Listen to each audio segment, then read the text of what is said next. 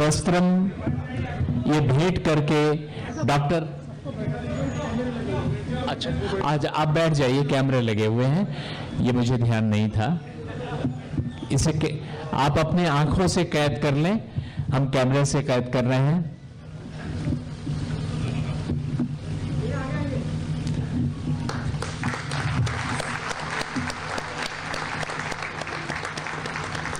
ये पुणेरी पगड़ी, ये महाराष्ट्र की अस्मिता, महाराष्ट्र का गौरव है।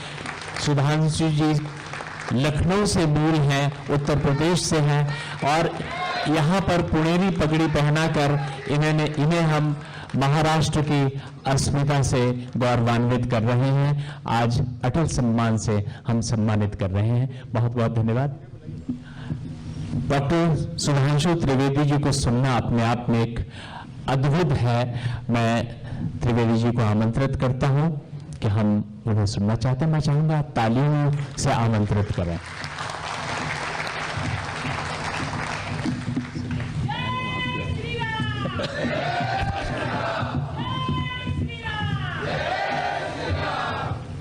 मंच पर विराजमान महाराष्ट्र के बहुत से लोगों का कहना था कि भूतपूर्व कहना अच्छा नहीं लगता है, इसलिए अभूतपूर्व मुख्यमंत्री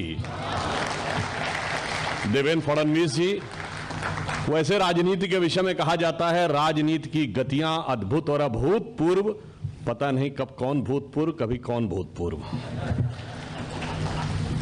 मुंबई भारतीय जनता पार्टी के अध्यक्ष लोढ़ा जी, केंद्रीय वित्त राज्य मंत्री भागवत कराड जी, भारत के हिम किरीट कश्मीर से आए हुए डॉक्टर निर्मल सिंह जी, पूर्व मंत्री और यहाँ के विधायक आशीष सेलार जी मेरे पुराने मित्र, और मनोज जोशी जी, मनोज मुंतशिर जी और हरीश भिमानी जी, जिनका श्रव्य अनुश्रवण तो बचपन से करता आया और आज दृष्टिगोचर होने का अवसर आज प्राप्त हुआ, और अमरजीत मिश्रा जी, जिनका बड़ा प्रबल आग्रह था कि हम यहाँ आएं, और उनका भी मैं आभार व्यक्त करता हूं, और सभागार में उपस्थित सभी भ्रातृ भगिनी मित्रगण। आज हम अटल जी की इस जन्म जयंती के ऊपर हैं, तो मैं ये कहना चाहूंगा संक्षेप में ही, भारत की राजनीति में दो ही प्रधानमंत्री ऐसे हुए जिन्हें प्रधानमंत्री बनने से बरसों पहले जनता ने कहा कि यह प्रधानमंत्री होना चाहिए। जो प्रधानमंत्री बन के नेता नहीं हुए, नेता हो के प्रधानमंत्री बने। आज से केवल 7-8 साल पहले 2011, 12, 13 में आप किसी भी व्यक्ति से राह चलते पूछिए कि कौन प्रधानमंत्री होना चाहिए था, सब कहते थे श्री नरेंद्र मोदी। तो एक श्री नरेंद्र मोदी और एक आदरणीय अटल जी, और अटल जी तो इस मामले में भी अद्भुत हैं। 1957 में वो पहली बार सांसद बनते हैं, और 1958 में जवाहरलाल नेहरू जी कहते हैं कि 34 साल के उस युवक के लिए कि एक दिन ये देश का प्रधानमंत्री बनेगा। 40 साल देश ने उनको बतौर प्रधानमंत्री देखा।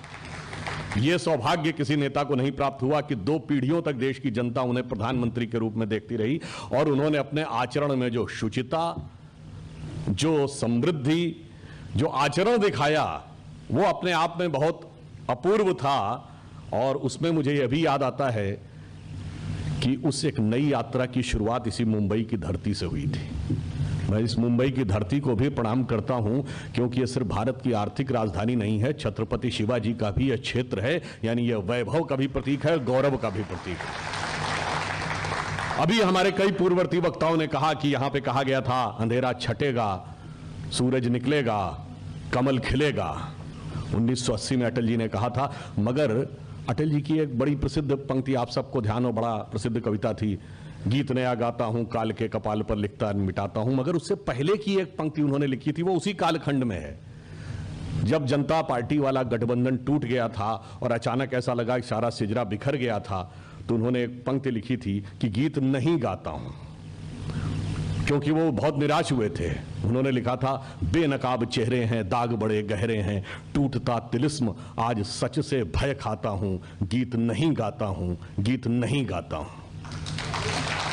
फिर एक नया संकल्प लेकर इसी मुंबई की धरती पर जब भारतीय जनता पार्टी बनी और उसका पहला अधिवेशन हुआ, तो उन्होंने असंभव से संभव करने का संकल्प लिया और उन्होंने लिखा, गीत नया गाता हूं। और उसको उन्होंने कहा कि टूटे हुए तारों से फूटे बासंती स्वर, टूटे हुए तारों से फूटे बासंती स्वर, पत्थर की छाती में उग आया नव अंकुर, प्राची में अरुणिमा की रेख देख पाता हूं, गीत नया गाता हूं, गीत नया गाता हूं। और वो जो अंकुर यहां मुंबई की धरती पे 1980 में उगाया था, वो आज मोदी जी के नेतृत्व में वट वृक्ष बन गया। वो जो प्राची में अरुणिमा की रेख गगन पर दिखी थी, वो आज इस गगन पर एक महाविहान बन गया। और आज जो भारत में परिवर्तन आया है, उसे ये कह सकते हैं कि अरुण गगन पर महाप्रगति का अब ये मंगल गान उठा, पर्वत करवट बदला अंगड़ाई ली, सोया हिंदुस्तान उठा। अब जब यहां पे हम बैठ के चर्चा करते हैं और अटल जी की चर्चा करें, तो मुझे संक्षेप में उनके एक दो उदाहरण बताना चाहता हूं कि वो किस ढंग से किसी भी जटिल परिस्थिति को सहज बना देते थे। एक बार उनके साथ पार्लियामेंट में इंदिरा जी और उनके बीच में बड़ी तीखी नोकझोंक होने लगी और इंदिरा जी आवेश में आकर खड़ी हुई। उन्होंने कहा कि अटल जी, आपके अंदर मुझे हिटलर नजर आता है। तो अटल जी ने कहा कि माननीय प्रधानमंत्री महोदय, आपको मेरे अंदर हिटलर क्यों नजर आता? कहा आपकी विचारधारा वैसी है और आप हिटलर की तरह हाथ उठा उठा कर भाषण करते हैं। तो अटल जी ने कहा कि माननीय प्रधानमंत्री महोदया को इस बात पर आपत्ति है कि मैं हाथ उठा उठाकर भाषण करता हूं, तो मैं उनसे पूछना चाहता हूं, एक नेता बता दें जो टांग उठा उठाकर भाषण करता हो। और अचानक सारा का सारा टकरार का वातावरण उसमें बदल गया। किसी बड़े गंभीर विषय को कैसे करते थे? आपको याद हो 2001 में अटल जी प्रधानमंत्री थे, परवेज मुशर्रफ आए थे, आगरा में समिट हुई, कोई निर्णय नहीं ले पाया। पार्लियामेंट में बहुत हंगामा, विपक्ष ने स्थगन प्रस्ताव लाया कि भाई ऐसा कैसे हुआ, क्यों बुलाया गया, क्या आवश्यकता थी, मिलने की क्या जरूरत थी परवेज मुशर्रफ से। अब अटल जी को बतौर प्रधानमंत्री जवाब देना था उस वार्ता की विफलता पर, यानी विदेश नीति संबंधित वार्ता की विफलता पर बतौर प्रधानमंत्री उन्हें बोलना था। तो उन्होंने क्या शुरू किया? जब मैं संघ का प्रचारक हुआ करता था और बस से दिल्ली आता था, तो मेरठ से दिल्ली के बीच में मैं देखता था दीवालों पर लिखा रहता था, रिश्ते ही रिश्ते मिलें या लिखें। एक फोन नंबर होता था, एक एड्रेस होता था, लोग उसे पढ़ते थे, उस एड्रेस पे जाके मिलते थे। पर जरूरी तो नहीं कि हर मुलाकात में रिश्ता बन ही जाए। तो हमने भी मुलाकात की, रिश्ता नहीं बन पाया। तो ये मैं इसलिए जस्ट बताना चाहता हूं कि वो किस ढंग से किस चीज को करते थे। एक उदाहरण और देता हूं, 2004 का लोकसभा चुनाव था। लखनऊ के चुनिंदा 100 कार्यकर्ताओं को बुलाया गया प्रधानमंत्री आवास में। मैं भी वहां पे गया और सब कार्यकर्ताओं ने, जैसा आप सब लोगों को तो बहुत आभास होगा, सबने कहा अटल जी कोई आवश्यकता नहीं है, बस आप आइए, नामांकन भर के चले जाइए। किसी ने कहा 3.5 लाख से जीतेंगे, किसी ने कहा 3 लाख से जीतेंगे। अटल जी सबकी बात सुनते रहे। जब उनका समय आया तो देखिए कार्यकर्ताओं कैसा संदेश दिया। उन्होंने कहा कि मेरे पिताजी बताते हैं घर के पास एक मौलवी साहब रहते थे। एक बार उनके पास गए, उनसे पूछा कि मौलवी साहब आपके कितने बेटे हैं? तो मौलवी साहब ने कहा जी वैसे तो 1 है, ऐसे तो 4 हैं, ऐसे तो 10 हैं, वैसे तो 100 हैं, और एक तरीके समझो तो कोई नहीं। तो उन्होंने कहा जी ये तो पहली कोई समझ में नहीं आई, 1, 4, 10, 100 और कोई नहीं। उन्होंने कहा जी मेरा बेटा तो 1 है, मगर खाता 4 आदमियों के बराबर है, तो जब वो भोजन पे बैठता मुझे लगता मेरे 4 लड़के हैं। कहा उसके बाद वो ऊधम 10 लड़कों के बराबर काटता है घर में, तो मुझे लगता मेरे 10 लड़के हैं। और जब बाहर जाता है तो 100 लड़कों के बराबर शिकायत उसके आती है, तो मुझे लगता 100 लड़के हैं, मगर काम के समय वो दिखाई नहीं पड़ता, तो मुझे लगता मेरा कोई लड़का ही नहीं है। अब मतलब जो संदेश भी देना था वो सहज ढंग से उन्होंने दिया। और अंत में मैं यह भी कहना चाहूंगा कि आज अभी बहुत अच्छी मनोज मुंतशिर जी ने हिंदू तन मन हिंदू जीवन कविता पढ़ी, और इसको लेकर तो आज देश में बड़ा वितंडावाद चल रहा है, हिंदू क्या है, हिंदुत्व क्या है। अभी प्रधानमंत्री जी ने काशी में भव्य कॉरिडोर का उद्घाटन किया और वहां पे उन्होंने क्या बोला कि यदि कोई तलवार के दम पर संस्कृति को समाप्त करने का प्रयास करता है, कोई औरंगजेब आता है तो छत्रपति शिवाजी बनकर भी कोई खड़ा होता है। अब मैं बताना चाहता हूं कि उसका उत्तर इसी महाराष्ट्र की धरती से आता है। जो लोग ये कहते हैं, जो अल्पज्ञानी लोग कहते हैं कि हिंदू शब्द 100 साल पहले, 80 साल पहले पुराना आया है, जनाब वो भूल जाते हैं कि छत्रपति शिवाजी महाराज के साम्राज्य का नाम हिंदवी स्वराज्य और बाद में हिंदू पद पादशाही था। 400 साल पहले का शब्द है।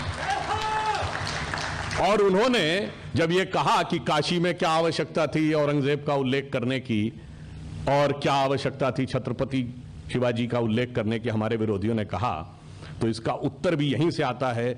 शिवाजी महाराज के राजकवि भूषण ने कहा था कि कुंभकर्ण असुर अवतारी औरंगजेब, काशी और प्रयाग में दुहाई फेरी रब की और तोड़े देव देवालय शहर मोहल्ले के रे, लाखों मुसलमान की ये माला तोड़ी सब की, और काशी करबला होती मथुरा मदीना होती शिवाजी ना होते तो सुन्नत होती सब की।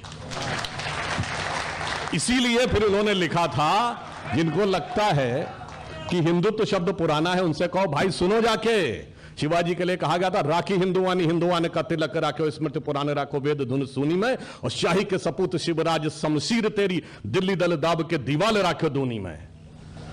मगर आज शिवाजी की परंपरा के एक में एक्सक्लूसिव कॉपीराइट होल्डर दिल्ली दल तो छोड़िए इटली दल से दब गए। इसलिए मैं सिर्फ यह कहना चाहूंगा कि मनोज मुंशी जी ने अभी हिंदू तनमन कविता सुनाई थी। मुझे बचपन से कविता याद है, 12वीं क्लास से, और उसका जो पहला छंद उन्होंने सुनाया था, लोगों को जिनको हिंदू तो समझ में नहीं आता, तो मैं वो पहला छंद रिपीट करके एक और छंद था जो शायद उन्होंने छोड़ दिया था, वह भी मैं बता देता हूं। दोनों में अब फिर कहने वालों को एनालिसिस करने दीजिएगा क्या हिंदू है क्या हिंदुत्व है। तो जो उन्होंने पहला कहा था कि मैं शंकर का वा क्रोधानल कर सकता जगती छार छार में, डमरू की प्रलयंकर ध्वनि नचता जिसमें भीषण संहार, रणचंडी की अतृप्त प्यास में, दुर्गा का उन्मत्त हास मैं, यम की प्रलयंकर पुकार जलते मरघट का धुआंधार, फिर अंतरतम की ज्वाला से, फिर अंतरतम की ज्वाला से जगती में आग लगा दूं मैं, यदि धड़क उठे विप्लव लेकर जल थल अंबर जड़ चेतन तो कैसा विस्मय, हिंदू तन मन हिंदू जीवन रग रग हिंदू मेरा परिचय। मगर वो सिर्फ इतना ही नहीं है, आगे है वो कैसे करेगा। उन्होंने कहा मैं अखिल विश्व का गुरु महान, जो आपने छोड़ दिया था, मैं अखिल विश्व का गुरु महान, देता विद्या का अमर दान, मैंने दिखलाया मुक्ति मार्ग, मैंने सिखलाया ब्रह्म ज्ञान, मेरे वेदों का ज्ञान अमर, मेरे वेदों की ज्योति प्रखर, मानव के मन का अंधकार क्या कभी सामने सका ठहर, मेरे स्वर्णभ में गहर गहर सागर के जल में छहर छहर, इस कोने से उस कोने तक कर सकते जगती सौरभ में, हिंदू तनमन हिंदू जीवन रग रग हिंदू मेरा परिचय। और वो अटल जी ने ऐसे नहीं कहा था। देखिए मोदी जी ने जब योग अंतर्राष्ट्रीय योग दिवस मनाया, 173 देशों ने इस कोने से उस कोने तक कर सकते जगती सौरभ में एक संदेश दिया। और अंत में मैं कहता हूं, महाराष्ट्र की धरती पे जो हुआ विचित्र हुआ पिछले कुछ चुनाव के बाद, तो अटल जी की वह पंक्ति मुझे याद आती है। क्या हुआ? भरी दोपहरी में अंधियारा, सूरज परछाई से हारा, भरी दोपहरी में अंधियारा, सूरज परछाई से हारा, अंतरतम का नेह निचोड़े, बुझी हुई बाती सुलगाएं, आओ फिर से दिया जलाएं। मगर आगे होना क्या है, चिंता मत करिए। मैं देवेंद्र जी से भी कह रहा हूं, बस हम लोगों को, आशीष जी ध्यान रखिए, लोढ़ा जी ध्यान रखिए, आहुति बाकी यज्ञ अधूरा। अटल जी की उसी कविता के आगे की लाइन है, आहुति बाकी यज्ञ अधूरा, अपनों के विघ्नों ने घेरा। कोई बात नहीं, विघ्न आने दीजिए, अंतिम जय का अस्त्र बनाने, नव दधीच हड्डियां गलाएं, आओ फिर से दिया जलाएं। धन्यवाद।